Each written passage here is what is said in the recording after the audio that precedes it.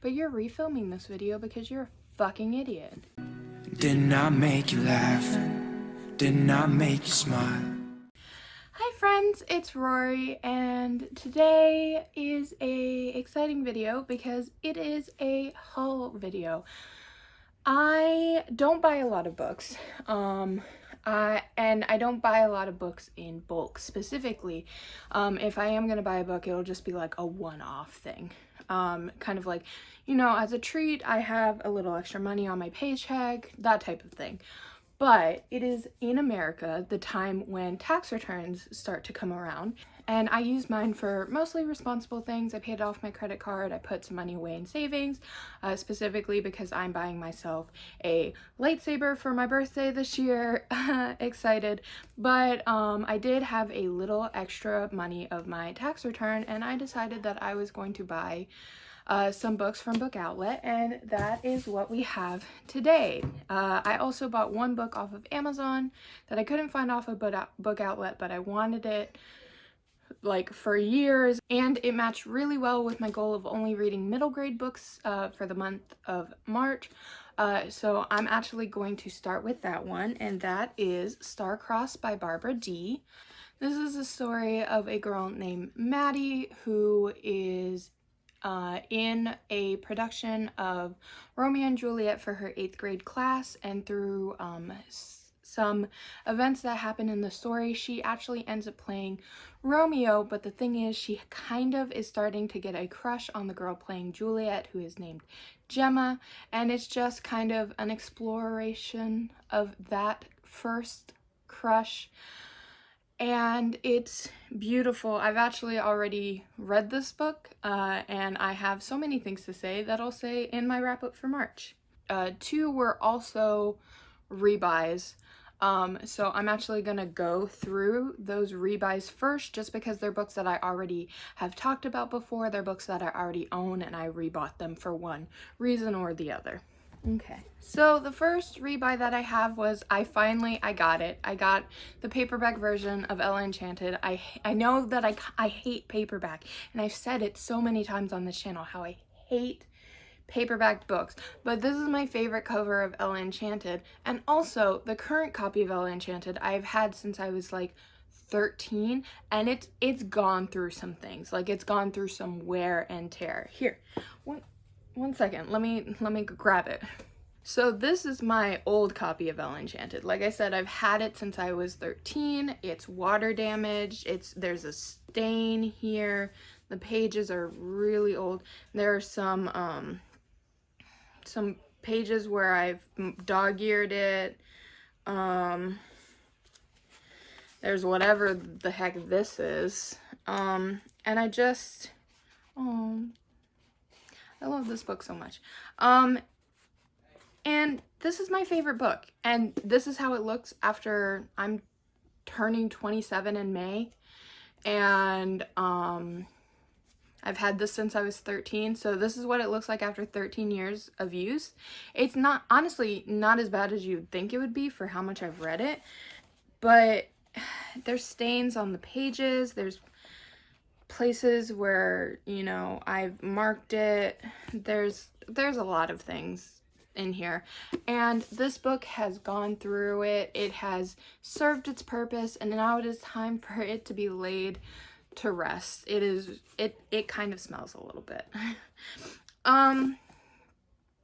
So yeah, so I ended up getting the paperback version of Enchanted, but once again, because I fucking hate paperback, look at what's already happening. There's already a crease. Oh, I'm so mad. I'm so mad. This is why I hate paperback books, because they're so hard to keep looking nice. Oh well. The next rebuy that I have is, I bought a new edition of Pride and Prejudice, and it's so pretty. This is the reason why I had a Book Outlet haul. It's because I had been stalking this cover for so fucking long. I literally had a tab on my phone open to this edition of Pride and Prejudice at all times. It's so pretty. Now, if you've been with my channel for a little while, you know that this is the copy of Pride and Prejudice that I have currently. It was bought by my grandmother, and I'm still keeping this. I'm not getting rid of it. My grandma bought it for me, and she is no longer here, so I'm keeping this because it's like having a little piece of her. But look at how pretty this is. Look at it. It's gorgeous. Look at the cover. It's so pretty. And then the pages are fully colored too, and in between the chapters, there's recipes for baked goods. And if you know me, you know that I love baking. I'm so excited to have this cover. I'm so happy to have this copy of Pride and Prejudice. It's so pretty. Okay, so those were the two rebuys. Everything else is a new book to me. So we're just gonna go in whatever order I pull them out of the box, if it'll stay open. Stay. Okay. Okay, so the first book I pulled out is The Weight of Our Stars by Hannah Alcath. I believe it's how it's pronounced. This is the story of a girl named Melody, I believe, who has keeps having visions of her mother dying, and she lives in a town where there's racial tension between the Chinese and the Malays. And then one day, while her and her mother is across the city, the tensions builds to the point where a war starts between the two, and she has to rely on a Chinese boy in order to get across the city, despite the fact that there's, you know, a 24-hour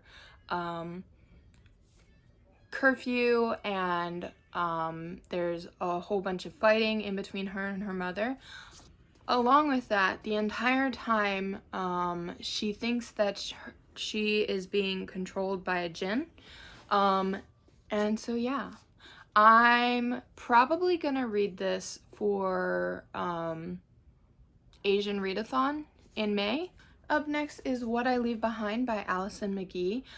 This book looked really interesting to me. It's the story of a boy named Will whose father committed suicide, and he finds out his friend was sexually assaulted at a party that he was at, and so he decides to start doing good deeds for other people in order to kind of like work his way through his own grief.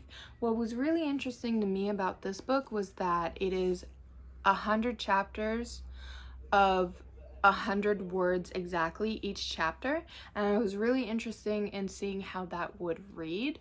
And this was also $1.27 off of Book Outlet. So yeah, I have a feeling I'm gonna end up getting to this one really soon. Not this month, obviously, because I'm only reading middle grades, but probably next month, because it's really short, and I'm interested in seeing how the 100 words per chapter thing is gonna go through. So yeah, you'll probably see this pretty soon. Up next is This Is What It Feels Like by Rebecca Baro. So this is the story of 3 girls who used to be in a band, but they no longer are anymore because of reasons. There is one girl who has a drinking problem, for example, and there is a contest coming up, a battle of the bands type of things, where they could each get about like $5,000 if they won the contest, and so they decide to get the band back together in order to try to win that contest, and through the story they end up working through their friendship. This kind of reminded me of my favorite part of The Past and Other Things That Should Stay Buried by Sean David Hutchinson, which is friends who are no longer friends anymore having to work through the reason why they are no longer friends anymore and kind of coming back together. Also, along with this, when I looked it up, because I looked up all of these books on Goodreads first just to kind of like see where they sat at, and when I looked this up, I found out that there is a female romance in this, and I am always on the look for more female representation. So yeah, really excited about this. Also, this cover is gorgeous and so pretty. Up next is The Gown by Jennifer Robson. Now, I don't read a lot of adult fiction, and I've never... I don't really know why that is, because when you kind of like look at it on the objective side, the only difference between adult fiction and young adult fiction is that they have different like age ranges for like the stories that are being told. Like young adult fiction tends to be, you know, 14 to kind of like 19, and then adult is supposed to be anything above that. But I have, and it's not like I've never read adult fiction before. Like when I was in high school, one of my favorite books was The Time Traveler's Wife, which is an adult fiction. But just like, it seems every time, and maybe it's the fact that I always end up picking up historical fiction about World War I and World War II that makes me not like it. But it seems every time that I try to pick up an adult book, it ends up being so freaking dry and just like not fun to read. So this year I am trying to read more adult fiction, and this one kind of caught my eye while I was looking up. It is also kind of a historical fiction, but this is the story of the embroiderers who worked on Elizabeth I's wedding dress, which is one of the most famous dresses in all of history, and it goes between a split kind of like timeline, because it talks about while they're making the dress, and then the other part is that there is the granddaughter of one of the embroiderers and she has since passed, and the granddaughter inherits like this piece of embroidery that she did, and she realizes that it matches with Elizabeth I's dress, and she's trying to figure out why her grandmother would have that. And so I thought that this one may be good for me, because if you didn't know, I am a seamstress. In my off time, I make clothing, and I really, really like stories that have to do with, you know, sewing. That's why I really liked Spin the Dawn, because it was a story of a seamstress. And then I've also really, really liked The Prince and the Dressmaker, the graphic novel, also because it's about sewing. So I figured this would be a good adult book for me to try. Also, I'm an English historian, so I always tend to do better with books that are English or about English history, and Elizabeth I's wedding is a really interesting point in history because it's after World War II, and it's kind of like marks up it was kind of seen as a big boost in morale for after the war. So I'm gonna try this, and hopefully I like it, and hopefully I can start to read more adult books. If anyone has like adult book recommendations, put them in the description. I'm really, really trying. I don't want to only read young adult, especially because I'm turning 27. Not that I think there's anything wrong with young adult. I think it's great, but like I want to try to start reading more adult fiction so that I can kind of like figure out what I like. But I don't want to read anything about like just...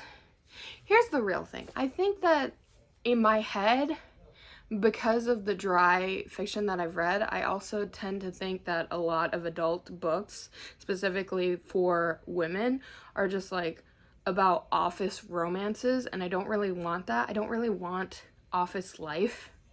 I just want like, I don't know. Hopefully we'll figure out this year. Up next we have How to Disappear by Sharon Husroat. Once again, roast me about my pronunciation of authors' names. This is the story of a girl named Vicky whose best friend Jenna, who is really the only friend that she has, moves away, and so she kind of like starts to self-isolate herself. But then she decides to kind of like start to put herself out, but in a self-isolation way, where she takes pictures from parties that she didn't go to, and then she photoshops herself in. and she creates a Instagram account and starts to post those pictures on that account, and she gains kind of a following, and through that following she's kind of like starts to see people that are like her, you know, the people that don't really go out and they don't try to like make themselves seen, and decides to kind of to push herself out and start to actually try to become sociable. I don't have a lot to say about this. It just seemed really, really interesting. I like books where social media of some kind have to do with the story, so I picked this up. Up next, we have Frankie by Siobhan Plaza. This is the story of Frankie, who's kind of a girl that no one wants to give any more chances to. Like she's definitely seen as an abrasive person, and people are tired of kind of like giving her chance after chance. But one day a 14-year-old boy who claims to be her half-brother shows up in her life, and she starts to kind of look at her past, and then randomly he goes missing and no one is willing to help her find him. So she starts to try to find her brother by herself, and she kind of has to face her past at the same time. First of all, cover gorgeous, love it. Second of all, just I really, really like stories where people are like having to look at their past and kind of accept it in their life, and so I'm really excited about this book. Up next, we have Little Monsters by Kara Thomas. So this is about a girl named Casey who has lived with her mother, who's very like volatile. That's how it describes it. And she goes to move in, or she moves in with her father to a new town, and she finally has some stability, and she's really starting to get into her life. She has a stepmom and a half sister, and she's making friends for really the first time. But she starts to notice that her new friends are distancing themselves, and one night they just don't invite her to a party, so she's the only person who's not going to that party. But then one of her friends goes missing from that party, and everyone starts to blame her. And she realizes that being the new girl in town really kind of put a target on her back. This sounds interesting because it didn't say in the description if it was a small town, but just like the vibe of the description, it sounded like this is a story where there is a small kind of close-knit, everyone knows everyone town, and she is the new person, and so they're trying to blame her because surely no one in our town would do anything to harm someone. It must be the new girl, and that seems so interesting to me. I live in a small town, and there's definitely something like creepy and spooky about them, and so I want to see what this happens. Also, I'm sure that we're gonna end up finding out what happened to the missing girl, and that's really interesting to me. So yeah, I'll probably pick this one up in October when I'm really in the mood of like mysteries. Up next is Starry Eyes by Jen Bennett. This is about two friends, Zori and Lennon, who used to be best friends and are now worst enemies.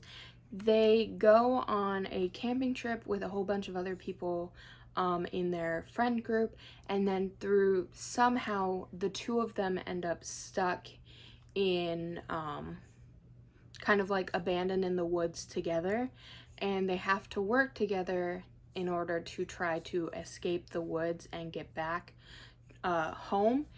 And once again, it's just like the shot. It's the same thing as the past and other things that should stay buried. It's two people who used to be friends that are no longer friends, and they need to figure out why they stopped being friends and kind of like address that whole situation. So good. I'm so interested. And I also heard that the romance in this is really, really cute, like that the two of them have a romance, and I'm really excited. Also, this cover, fucking gorgeous. Up next, we have Tumbling by Kayla Carter. This is about 5 gymnastics girls who are going through the world kind of like what's it called? Is it the world? They're going through the U.S. gymnast trial so that they can be part of the Olympic team. And each of the girls has like kind of different issues. Some of them want to be in gymnastics, but they have like issues that because of this lifestyle are coming up to them. Others no longer want to be part of gymnastics. They're really only doing it for other people. This book reminds me a lot of a book that I read in high school, where there was a figure skater who was trying to become a part, I don't remember what it was called, but there was a figure skater who was trying to become part of the Olympic team, and she had an eating disorder because she was trying to, you know, stay perfect, and it was kind of the one thing that she could control. And so I picked that up. Also, I freaking love the Olympics, and I'm really, really sad. I swear to God, if this coronavirus ends up canceling the Olympics, I'm gonna have a full-blown riot. Even though I like the Winter Olympics more, gymnastics is my favorite part of the Summer Olympics, and so I picked this up so that if, hopefully, they're not canceled, when the Olympics come up, I can read this to kind of get my Olympic hype going. Up next is The Way Back to You by Michelle and Ronnie and Mindy Scott. This is the story of two people who knew a girl named Ashlyn. There's Cloudy, who was her best friend, and then there's Kyle, who was her boyfriend, and Ashlyn died in a car accident a few months back, and they're still kind of like reeling from the tragedy. They haven't gone through the process of being able to grieve really yet. When Cloudy finds out that Ashlyn's was a organ donor, and so her organs got donated to other people, and so she decides to take Kyle on a road trip in order to kind of like see the people that got Ashlyn's organs and kind of see that they now have lives where they're able to live and they're able to kind of be happy, all because of Ashlyn, so that they can start the process of grieving for her. Something like this is Instructions for a Secondary Heart, which is another book that's on my shelf. I haven't read about it yet, but that is about kind of organ donating and getting to know the person that received the organ through you, although that is a romance, and this I hope is not. Along with that, it's just a road trip book, and I'm a big fan of a good road trip book, especially one where there is a lot of discussion on grief and trying to get over, or not get over, but get through the grieving process after losing a loved one. So this looks really exciting. And last but definitely not least, because this is the one that I'm most excited about, we have 4321 by Courtney Stevens. This is the story of 4 people that were on a bus that exploded, and they were the only survivors. So now they have to go back to New York, where the tragedy happened, in order to be part of kind of like a memorial that's going on to remember the tragedy. And they are forced to kind of like look at and process what has happened to them, and how the connection between them is the fact that they're the only ones alive after this tragedy that killed, I think it's 19. Yeah, 19. That killed 19 other people.